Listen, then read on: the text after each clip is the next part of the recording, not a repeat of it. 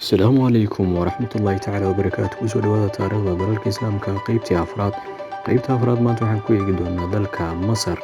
Dalka Masar waxa uu dhacaa waqooyiga Afrika, waxayna leedahay buundada ugu weyn Siinaa, waxayna isku xirtaa Afrika iyo Aasiya. Baaxadda dalkaas waxaa lagu qiyaasaa 79,889,650 kiiloomitir iskuweer.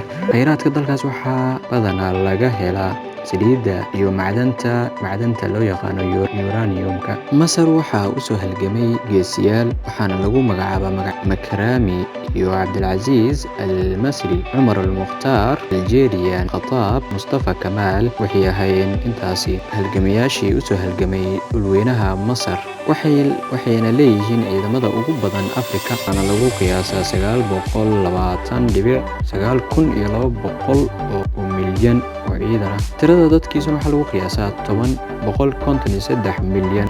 Buuraha Golan Heights ayaa hadda waxaa gacan ku haynteeda Mareykanka iyo Israa'iil, waana meel istiraatiiji ah. Guud ahaan intaas ayaan kusoo afmeeraynaa taariikhda dalka Masar. Salaamullaahi calaykum waraxmatullaahi tacaala wabarakaatuh.